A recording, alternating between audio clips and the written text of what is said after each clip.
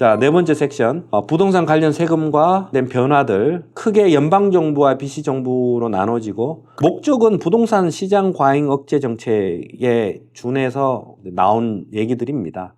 외국인들이 살지도 않을 거면서 사서 팔고 여러 채를 소유하고 이것 때문에 이제 이렇게 부동산이 과잉이 됐다라고 뭐 오해를 하는 것 같은데 뭐 저는 개인적으로 그렇게 생각하지는 않습니다. 2023년도에 새로 생긴 연방정부가 발표한 부동산 관련된 세법 변화는 새로 엔티 플리핑 텍스 규정이 생겼습니다.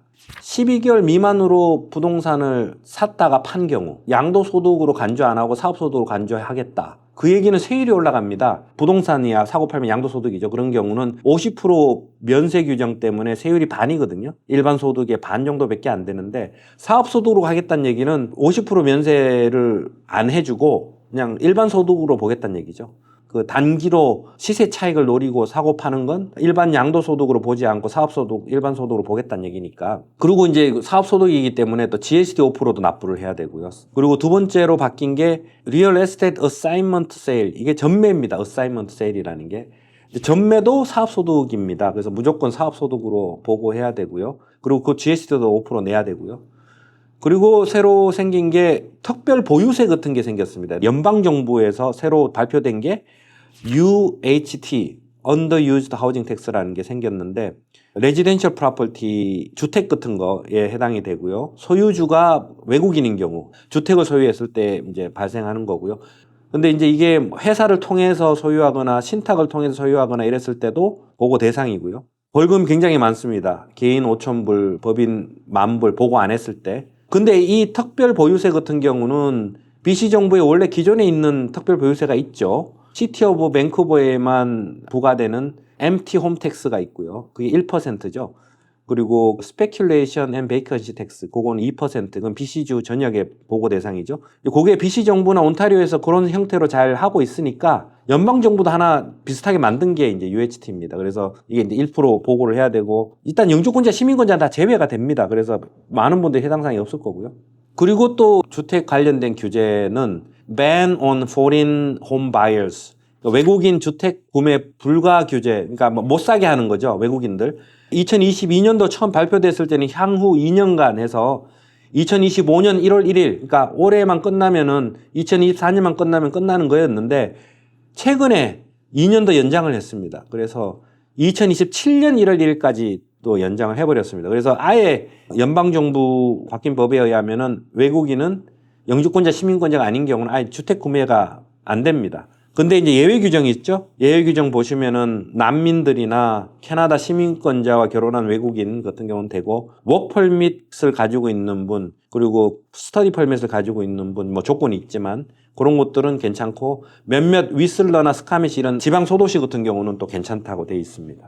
그리고 또 억제 정책으로 지금 정부가 하고 있는 게 BC 정부, 여기서부터 BC 정부 내용입니다.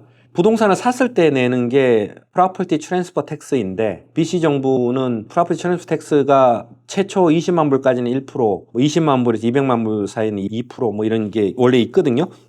그거 외에도 외국인인 경우는 20%를 더 추가로 내야 된다. 원래 거주자들은 1%, 2% 이렇게 내는데 20%를 더 내는 거는 굉장히 큰 금액이죠. 그래서 이제 이것도 외국인은 사지 말라는 얘기가 똑같죠. 영주권자, 시민권자는 아니지만 BC PMP 노미니 같은 경우는 된다. 영주권을 아직 못 받았지만 노미니는 괜찮다. 이런 예외 규정이 있고요. BC주 부동산 특별 보유세, 그래서 아까 얘기했듯이 원래 기존에 있는 겁니다.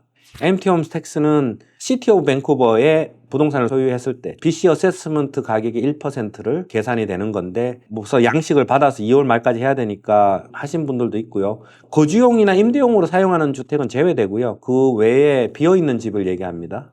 그리고 BC주 투기세라 그러죠. Speculation and Vacancy Tax. 3월 말까지 보고고요. 요거는 세율이 2%입니다. 대부분의 이제 광역 밴쿠버가 해당이 되고요. 근데 이제 이게 문제가 되는 이유가 위성 가정 정의 때문에 그렇습니다. 이게 전체 가구 소득의 50%를 캐나다에 신고하지 않는 경우를 얘기합니다. 예를 들어서 기러기 집이 그렇죠. 그런 경우는 여자분만 세금 보고를 하게 되고 대부분의 소득은 남자분이 가지고 있고 남자분은 세금 보고를 안 하니까 이런 분들은 영주권이 있어도 대상입니다.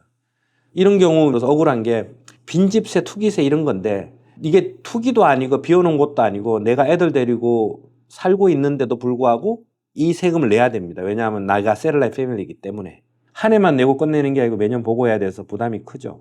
스페큘레이션 텍스의 가장 대표적인 면제가 프린시플 레지던스 주거주지는 면제된다. 물론 이제 아까 얘기했듯이 셀룰라이트 패밀리가 되면은 이것도 해당 사항이 없지만, 그리고 최초 구매했던 그 해는 그 보고 대상이 면제입니다. 내가 임대 줬을 때 occupied by tenant가 임대 줬을 때 얘기거든요. 내 가족이 사는 경우도 자녀분들이 이제 성인이고 소득이 많으면 사실은 셀룰라이트 패밀리라 하더라도 면제되는 규정이 있기는 합니다. 그런데 자녀분들이 소득이 남한테 줬을 때 실거래가 렌트의 3배 이상의 소득이 돼야 됩니다. 남한테 임대를 줬을 때 3,000불 정도 받는다고 본다면 자녀분 같은 경우는 글쎄요 10만 불 이상의 소득이 돼야지 예외 규정을 들어서 셀룰라이트 패밀리라 하더라도 가족들이 사는 걸로 해서 면제를 받을 수 있습니다.